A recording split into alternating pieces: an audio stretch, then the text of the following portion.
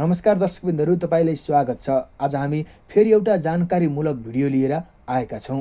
तपाईले अहिले विभिन्न वेबसाइटहरू, फेसबुक, भारत अथवा विभिन्न मिडियाहरूमा सुन्नुभएको होला एउटा सलह किरा, जुन किरा अहिले नेपालमा प्रवेश गर्दैछ तराईबाट। महाराष्ट्र लगायत विभिन्न क्षेत्रमा तहल्का पिटिरहेको अहिले भारतका विभिन्न क्षेत्रलाई भोकमरीमा पुर्याइरहेको यो किराले तपाईले जान्न सक्नुहुन्छ, एक दिनमै 35,000 व्यक्तिलाई पुग्ने खाना खाइदिन्छ। अथवा यो किराको आतंक यति ठुलो छ कि जसले गर्दाखेरि नेपालमा 2-3 दिनमै भोकमरी लाग्ने सम्भावना एकदमै बढेको छ। अहिले सलह किराको आतंकले गर्दाखेरि अब नेपालमा आक्रमण हुन सक्ने खतराको घन्टी बजेको छ। नेपाल आए योभन्दा पनि ठुलो दुर्गति अथवा कोरोनाको महामारी त के हो, त्योभन्दा पनि ठुलो दुर्गति देखिनेछ। किनकि भारतमा यसले कोरोनाको आतंकलाई हटाइदिएर अहिले सलह किराको आतंक भनेर विभिन्न मिडियाहरूले प्रचारबाजी गरेका छन् र यसलाई हटाउनको लागि किसानहरूले खेतमा अनावश्यक रूपमा ट्र्याक्टर चलाएका छन् र डिजेलाई बोलाएर ठुल्ठुलो साउन्डमा किराहरूलाई हटाइरहेका छन्। तर पनि यसको आतंक महाराष्ट्रमा सकिएको छैन। अचम्मको कुरा त के छ भने यो किराले 1-2 हप्तामै भारत जस्ता ठुल्ठुला देशमा पनि भोकमरी ल्याइदिन सक्छ। अहिले यसको आतंकले गर्दाखेरि भारतमा एउटा कोरोनाको कहरभन्दा ठुलो कहर मचिएको छ। आउनुहोस् आज हामीले यसको बारेमा चर्चा गरौँ। कसरी प्रवेश गर्दैछ नेपालमा र यसबाट बच्न हामीले के गर्नुपर्छ, तपाईलाई यो भिडियोमा जानकारी दिन चाहन्छौँ। यो सलह किराले कसरी बालीहरूमा, कसरी मान्छेहरूमा आक्रमण गर्छ र कसरी बाटोमा आफ्नो बस्तीहरू जमाएर बस्ने गर्छ र यसबाट बच्न हामीले के गर्नुपर्छ। कोरोनाको कहरबीच सोमबारदेखि भारतमा नयाँ आतंक मचिएको छ। त्यो आतंकको कारण अरू केही नभएर किराहरूको प्रवेश हो। भारतमा विनाशकारी किरा सलह पसेको छ। यतिखेर भारतको राजस्थान, गुजरात, उत्तर प्रदेश, मध्य प्रदेश हुँदै अहिले महाराष्ट्रमा समेत सलहको प्रकोप देखिएको छ।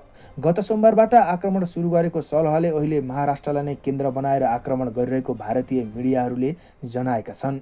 सलहका कारण अहिले सो क्षेत्रका कृषकहरू आक्रान्त बनिरहेको र उक्त किराको नियन्त्रणका लागि राज्य सरकार नै लागि परेको मुम्बई स्थित चर्चित अखबार हिन्दुस्तान टाइम्सले जनाएको छ। सलह नियन्त्रणका लागि विषादी छर्कन दमकलको समेत प्रयोग गरिएको समाचारमा उल्लेख छ। करिब 27 वर्षपछि फेरि एकपटक भारतमा सलहको आक्रमण देखिएको हो। राज्यको कृषि विभागका अनुसार सन् 1993मा यसै गरी सलहले भारतको महाराष्ट्रमा आक्रमण गरेको थियो।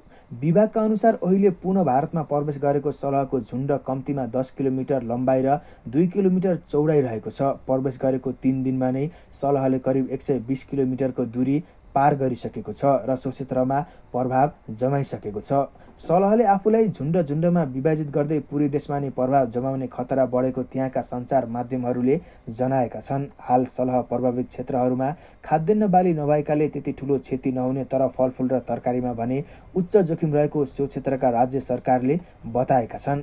आक्रमण सोमबार बिहान काटोल नागपुरबाट सुरु भयो। यद्यपि हामी मनसुनको नजिक छौँ र यी क्षेत्रहरूमा जुन 10 पछि मात्र लगाइने बिरुवाहरू छन्, जसले गर्दा कृषि बालीहरूमा त्यति ठुलो क्षति हुने देखिँदैन। तर सुन्तला, बगैँचा र तरकारीहरूमा भने यसको आक्रमणको खतरा छ। सलहका कारण ती बगैँचाहरूको सुन्तलाको उत्पादनमा करिब 25% घाटा हुने अनुमान गरेका छौँ। खतराको घन्टी नेपालमा पनि।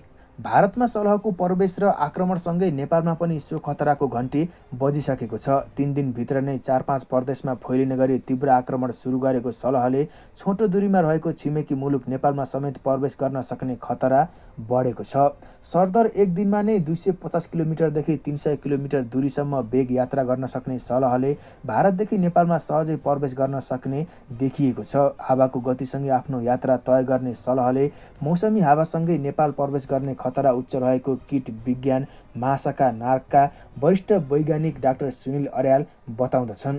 अहिले नै यसै भन्न सकिने अवस्था छैन। भारतमा प्रवेश गरेसँगै नजिकको छिमेकी मुलुक नेपालमा समेत सलह प्रवेश गर्न सक्ने उच्च जोखिम रहन्छ, तर त्यो मौसममा भर पर्छ, वरिष्ठ वैज्ञानिक डाक्टर अर्यालले भनेका छन्। हावाको बहावको दिशाअनुसार आफ्नो यात्रा तय गर्ने हुँदा मौसमी हावासँगै सलह नेपाल प्रवेश गर्ने उच्च जोखिम छ। यही जोखिमलाई मध्यनजर गर्दै गत सोमबार भारतमा सलहको प्रकोप देखिने बित्तिकै नेपालमा पनि सोबारे छलफल सुरु भएको छ। भारतमा प्रकोप देखिएसँगै नेपालमा पनि सलहको प्रवेश हुन सक्ने उच्च जोखिम रहेको भन्दै सतर्कताका लागि केन्द्रीय स्तरमै छलफल भएको हो। राष्ट्रिय बाली तथा विषादी परीक्षण समितिको नेतृत्वमा कृषि तथा पशुपन्छी विकास मन्त्रालय र कीट विज्ञान महाशाखा नारको संयोजकत्वमा सोबारे छलफल भएको छ। यदि सलह नेपाल प्रवेश गरिहाले के गर्ने र कसरी सुरक्षित गर्ने र प्रकोपको नियन्त्रण गर्ने भन्नेबारे छलफल भएको वैज्ञानिक डाक्टर अर्यालले जानकारी दिएका छन्। सोबारे अझै छलफल जारी रहेको उनको भनाइ छ। आउनुहोस् अब चर्चा गरौँ के हो त यो सलह किरा, यसले कसरी गर्छ त आक्रमण। सलह एक प्रकारको फट्याङ्ग्रा जातिको मरुभूमि किरा हो। यो मरुभूमि अर्थात् तातो बलौटे क्षेत्रमा रहने गर्छ, त्यसैले यसलाई डेजर्ट लोकस्ट पनि भन्ने गरिन्छ। यसको वास्तविक क्षेत्र गर्मी मरुभूमि क्षेत्रहरू नै हो, त्यसैले यसको उद्गम क्षेत्र पनि इथियोपिया, अफ्रिका, सोमालिया लगायत खाडी मुलुकहरू हुन्। अहिले यिनै मुलुकहरू हुँदै उष्ण तातो हावामा बगेर डेजर्ट लोकस्ट भारतसम्म आइपुगेको वैज्ञानिक डाक्टर सुनिल अर्यालको भनाइ छ। डेजर्ट लोकस्ट उष्ण तातो मौसमी हावापानीमा रहने मरुभूमिय जीव हो। यो मरुभूमिका देशहरू इथियोपिया, अफ्रिका, सोमालिया लगायत खाडी मुलुकहरूमा रहने गर्छ। तर अहिले उष्ण हावासँगै सोही हावाको गति र दिशामा बगेर सलह खाडी मुलुक पाकिस्तान हुँदै भारतसम्म आइपुगेको छ। डाक्टर अर्यालले भने डेजर्ट लोकस्ट एक दिनमा नै 250 देखि 300 किलोमिटरसम्म उड्न वा यात्रा गर्न सक्ने भएकाले यो धेरै लामो ठाउँसम्म पनि पुग्न सक्छ। डाक्टर अर्यालका अनुसार डेजर्ट लोकस्ट झन्डै 20-25 किलोमिटर प्रति घण्टाको वेगमा उड्न सक्छ, तर यो समूहमा हिँड्ने भएकाले यसलाई सलह भनिएको हो। अहिले यो तातो हावासँगै पूर्वी क्षेत्रबाट पश्चिम क्षेत्रतर्फ लागेको छ। भारतसम्म आइपुगेको सलह यदि नेपाल प्रवेश गर्यो भने यहाँका कृषि बाली नालीहरू सबै सखा पार्नेछ। सलहले सबै अन्न अनाज र उत्पादनहरू केही पनि नराख्ने हुँदा अहिले मकैको सिजन हुँदा मकै सखा पार्ने र कृषकलाई नोक्सान गर्न सक्ने वैज्ञानिक डाक्टर अर्यालको भनाइ छ। यतिसम्म कि सलहका कारण कृषि बाली नोक्सानी हुँदा मुलुकमा खाद्य सङ्कट समेत निम्तन सक्ने खतरा रहने उनको भनाइ छ र यसैले नै भोकमरीसम्म ल्याउन सक्ने भन्दछन्। त्यसो त पहिले नै एकपटक नेपालमा सलहको आक्रमण भइसकेको छ। विक्रम सम्वत 1960 को दशकतिर नेपालको काठमाडौँसम्म सलहको आक्रमण भएको बुढापाका वा विज्ञहरूबाट सुन्ने गरिएको हो। तर आजको पुस्ताका लागि यो भने नौलो विषय बन्न सक्छ। के तपाईँलाई थाहा छ त सलहको बथानले 35,000 व्यक्तिको खाना एकै दिनमा खाइदिन्छ। त्यसैले गर्दाखेरि भोकमरी लाग्न सक्छ। त्यसैले यो किरालाई कोरोनाको महामारी भन्दा पनि ठुलो मानिएको हो। युनाइटेड नेसन अन्तर्गत पर्ने Food and Agriculture Organization FAO का अनुसार बलौटे क्षेत्रमा पाइने सलह सबैभन्दा खतरनाक हुन्छन्। यो 150 किलोमिटरसम्म उड्न सक्छ। 1 किलोमिटरको दायरामा फैलिएको बथानमा 15 करोड बढी सलह हुन्छन्। यसले 35,000 व्यक्तिलाई पुग्ने खाना चट गरिदिन्छन्। सलहको एक बथान 1 किलोमिटरको दायरादेखि 100 किलोमिटरको दायरासम्म फैलिएको हुन सक्छ। सन् 1875 अमेरिकामा 5,12,817 स्क्वायर किलोमिटरको बथान थियो। FAO का अनुसार एउटा सतहले एक पटकमा 150 अन्डा पार्छ। सलह निकै तीव्र रूपमा वृद्धि हुने बताइन्छ। यसको पहिलो पिढी 16 गुणा, दोस्रो पिढी 400 गुणा र तेस्रो पिढी 16,000 गुणा बढ्ने गर्छ। साधारणतया सलह यस्ता स्थानमा पाइन्छन् जहाँ वर्षभरि 200 मिलिमिटर भन्दा कम वर्षा हुन्छ। तसर्थ यो पश्चिमी अफ्रिका, इरान र एसियाली देशमा प्रशस्तै पाइन्छ। विश्व ब्याङ्कले यो वर्षको अन्तिमसम्म सलहको हमलामा केन्यालाई $8.5 अर्ब क्षति हुने अनुमान लगाएको छ। केन्या बाहेक यस वर्ष इथियोपिया र सोमालियामा पनि 25 वर्षपछि सबैभन्दा खतरनाक हमला भएको छ।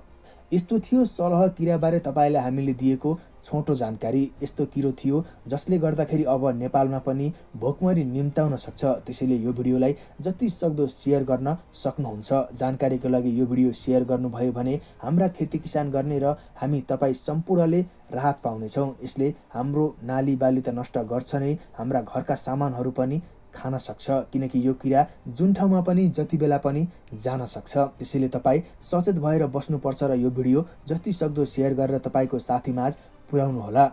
अब आउनुहोस् जानौँ यसलाई कसरी नियन्त्रण गर्न सकिन्छ त। के छन् उपायहरू।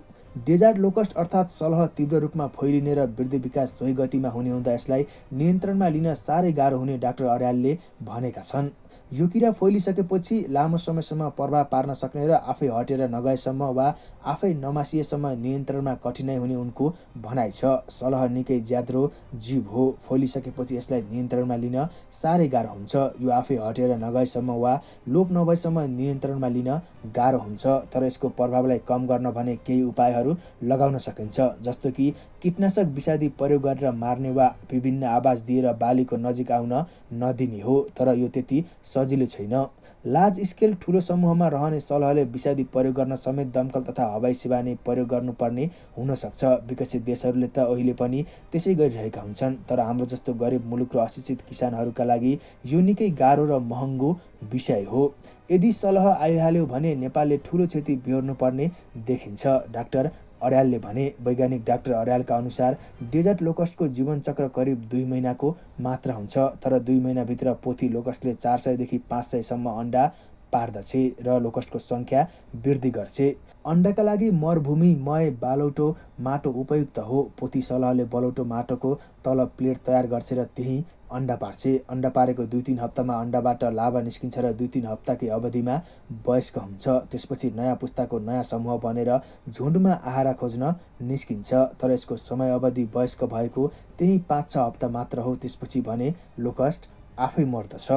हामीले तपाईँलाई यहाँ देखाइरहेको र जानकारी दिइरहेको सलह किराको बारेमा हो। हामीले तपाईँले यहाँ तस्बिरमा पनि देखाइरहेका छौँ कसरी झुन्डमा आएर सलह किराले आतंक मचाउँछ। त्यसैले तपाईँ सतर्क भएर बस्नुहोला। पहिलो पटक हामीले किसानको लागि भनेर यो भिडियो बनाएका छौँ। त्यसैले यो भिडियो जतिसक्दो सेयर गर्न सक्नुहुन्छ। तपाईँको आमा बुवा अथवा तपाईँको दाइ भाउजू जो कोही हुनुहुन्छ किसान खेती गर्नुहुन्छ, जो कोही हुनुहुन्छ नालीबेली लगाउनुहुन्छ, तरकारी व्यापार गर्नुहुन्छ, उहाँहरूलाई सतर्क बनाउनको लागि साथै हामी सबैको लागि हो। किनकि उहाँहरूले बनाउनु भएन भने त हामीले के नै खाने हो र। त्यसैले गर्दाखेरि तपाईँले यो भिडियो सेयर गर्न सक्नुहुन्छ। तपाईँको घरमा रहेका सामान समेत सुरक्षित रहँदैनन् यदि यो किरा एउटा झुन्डमा आयो भने। हामीले बनाएको यो भिडियो तपाईँलाई कस्तो लाग्यो र तपाईँले यो भिडियो जतिसक्दो सेयर गर्नुहोला र हामीले दिएका यी उपायहरू अपनाइयो भने हामी सजिलै बच्न सक्छौँ। सकेसम्म नेपालमा नआओस् भन्न चाहन्छौँ। यदि आइहाल्यो भने हामीले यसबाट बच्ने उपायहरू जानी राखे राम्रो हुन्छ।